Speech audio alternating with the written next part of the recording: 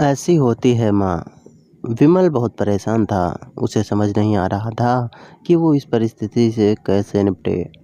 वो अपनी माँ को बहुत चाहता था, किंतु उसकी पत्नी और बच्चे उसकी माँ से बहुत दूर भागते थे, क्योंकि उसकी माँ की एक आँख नहीं थी। साथ ही उसकी कमर भी 90 अंश पर झुकी थी। वैसे वो अपना सारा काम खुद कर लेती हैं, किंतु फिर भी वो उसकी पत्नी और बच्चों के लिए हमेशा खटकती हैं। दादी, आप ऊपर के कमरे में जाओ, मेरे दोस्त आ रहे हैं। विमल के बेटे अखिल ने बड़े बेरुखी से कहा। पर बेटा, मैं तो यहाँ बहुत दूर बैठी हूँ। विमल की माँ ने बहुत प्यार से कहा। नहीं, आप उनके सामने मत रहो, वो मुझे चिढ़ाते हैं। अखिल ने जोर से डांटते हुए कहा। क्या हुआ अखिल, क्यों चिल्ला रहे हो? विमल की पत्नी कामिनी ने किचन से ही आवाज़ लगाई। देखो ना माँ, ये दादी यही ड्राइंग रूम में बैठी हैं और मेरे दोस्त आ रहे हैं। अखिल ने शिकायत भरे लहजे में कहा। माँ जी, आप ऊपर चली जाओ, क्यों हम लोगों को लजवाती हो? कामिनी ने बेटी का पक्ष लेते हुए कहा। बेचारी सरस्वती चुपचाप उठकर जीने के सहारे ऊपर जाने लगी। कमर झुकी होने के कारण उन्हें ऊपर चढ़ने में बहुत परेशानी हो रही थी, किंतु वो पूरी ताकत से ऊपर के एक अकेले कोने में कमरे में जाकर बैठ गई। विमल बाजू के कमरे से सब सुन रहा था। उसे कष्ट हो रहा था कि उसकी माँ को अपमानित होना पड़ रहा है, किंतु वो असहाय था। अगर वो कुछ कहता तो उसकी पत्नी और बच्चे उसका विरोध करने लगते हैं। दूसरे उनके तर्क सही भी लगते हैं, क्योंकि वो एक प्रशासनिक अधिकारी था। उसका सामाजिक स्तर बहुत ऊंचा था। उसकी ससुराल भी एक उच्च घराने में थी। अतः वह चुपचाप इस तरह हर दिन अपनी माँ को अपमानित होते देखता रहता था। रात को विमल की पत्नी ने कहा, देखो जी, आप कुछ करो। कल कलेक्टर साहब की पत्नी आई थी। माँ जी अपनी देसी धुनधारा में उनसे मिली। मुझे बहुत शर्म आ रही थी, बताते हुए कि ये मेरी सास हैं। मैंने कह दिया कि दूर की रिश्तेदार हैं, इलाज कराने आई हैं। विमल को रोना आ गया, किंतु फिर भी वह चुप रहा। उसे समझ नहीं आ रहा था कि वो क्या करे। अपने बेटे की मनस्थिति को सरस्वती अच्छी तरह से जानती थी और बेटे को कोई कष्ट न हो, इसलिए वो हर बात को चुपचाप सह लेती थी। विमल बहुत उदास रहने लगा। एक तरफ परिवार और सामाजिक स्तर पर जीने की प्रतिबद्धता थी, तो दूसरी ओर माँ। आखिर माँ से अपने बेटे की यह हालत नहीं देखी गई। एक दिन उसने अपने बेटे से कहा, विमल, बहुत दिन हो गए हैं, मैं अपने गांव जाना चाहती हूँ। मुझे वहाँ पहुँचा दो, मेरा यहाँ मन नहीं लग रहा। किंतु माँ, वहाँ तो कोई नहीं है, तुम्हारी देखभाल कौन करेगा? विमल ने आश्चर्य से पूछा। अरे सब गांव वाले तो हैं, और वो तुम्हारे मामा जी तो उसी गांव में रहते हैं, और फिर हम सारी व्यवस्थाएं कराएंगे ना। कामिनी को तो जैसे मन की मुराद मिल गई हो। हाँ बेटा, बहुत सही कह रही है, सरस्वती ने लंबी सांस लेते हुए कहा। विमल जानता था कि गांव में माँ की देखभाल करने वाला कोई नहीं है, लेकिन अपनी पत्नी की जिद के कारण वह अपनी माँ को गांव छोड़ने पर विवश हो गया। माँ को गांव छोड़कर आते वक्त उसे रोना आ रहा था तथा अपनी बेबसी पर गुस्सा भी आ रहा था, किंतु परिवार, पत्नी और समाज ने उसके इन मनोभावों को दबा दिया और वो सुकून सा महसूस करने लगा।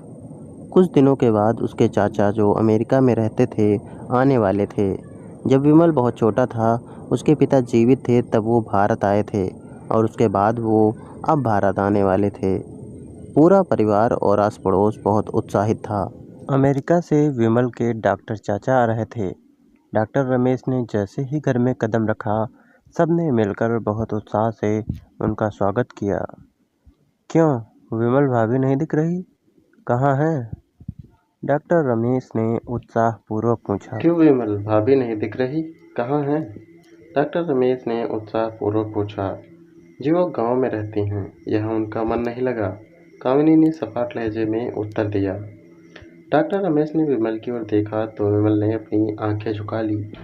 डॉक्टर रमेश सब समझ गए। बोले, कल हम भाभी से मिलने गांव चलेंगे सभी लोग। दूसरे दिन सभी लोग गांव में घर पहुंचे। देखा कि सरस्वती को तेज बुखार है और वो पलंग पर असहाय पड़ी हैं। डॉक्टर रमेश दौड़कर सरस्वती के पास गए, उनके पैर छूकर रोने लगे। सरस्वती की हालत उनकी कल्पना से परे थी। वाह बेटा विमल, तूने तो नाम उजागर कर दिया। अपनी माँ की ये हालत देखकर तुझे तो शर्म भी नहीं आ रही होगी। डॉक्टर रमेश ने विमल को लगभग डांटते हुए कहा। नहीं देवर जी, विमल का कोई दोष नहीं है, मैं खुद गाँव आई थी। सरस्वती ने अपने बेटे का बचाव किया। मुझे सब पता चल गया है भाभी, आप चुप रहो। क्यों बहू, तुम्हें अपनी सास की क्रूरता पसंद नहीं है? समाज में तुम्हें नीचा दिखना पड़ता है ना? डॉक्टर रमेश ने कामिनी की ओर व्यंग से देखा। कामिनी निरुत्तर होकर विमल को देखने लगी। आज तुम जिस सामाजिक स्तर पर हो वो इन्हीं की संघर्षों की देन है। और बेटा विमल, तुम्हें शायद मालूम ना हो कि बचपन में जब तुम 1 साल के थे तब छत से गिरने के कारण तुम्हारी एक आंख फूट गई थी और तुम्हारी रीढ़ की हड्डी भी समस्या में आ गई थी। तब तुम्हारी इस कुरूप माँ ने अपनी एक आंख और अपना बोन मेरो देकर तुम्हें इतना सुंदर स्वरूप दिया था। और कामिनी बेटा, इतने सालों तक संघर्ष करके बेटे को प्रशासनिक अधिकारी बनाने वाली इस संघर्षशील औरत की तुम लोगों ने यह दशा कर दी। तुम्हें ईश्वर कभी माफ़ नहीं करेगा। डॉक्टर रमेश की आंखों से अश्रु जलधारा बह रही थी। अब भाभी, आप मेरे साथ अमेरिका जाएंगी, यहाँ इन स्वार्थी लोगों के बीच नहीं रहेंगी। डॉक्टर रमेश ने सरस्वती से कहा। विमल को तो काटो तो खून नहीं था। डॉक्टर रमेश जो उसके चाचा थे, उन्होंने जो राज बताया उसके बाद तो विमल की यही लग रहा था कि उससे ज़्यादा पापी इंसान इस दुनिया में कोई और है ही नहीं। वह दौड़ता गया और माँ सरस्वती के कदमों में लिपट गया। माँ, मेरा अपराध अक्षम्य है। मैं जानबूझकर चुप्पी साधे रहा, आपका अपमान करवाता रहा। अब सिर्फ आप ही उस घर में मेरे साथ रहेंगे और कोई नहीं। विमल ने आग्नेय दृष्टि से अपनी पत्नी और बच्चों को देखा।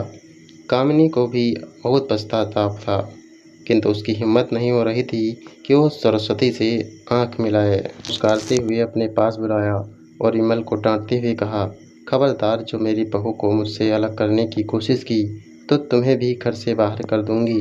कामिनी और बच्चों ने सरस्वती के पैर पड़ते हुए अपने व्यवहार पर माफ़ी मांगी और माँ के हृदय ने सबको माफ़ कर दिया और फिर सब एक साथ रहने लगे।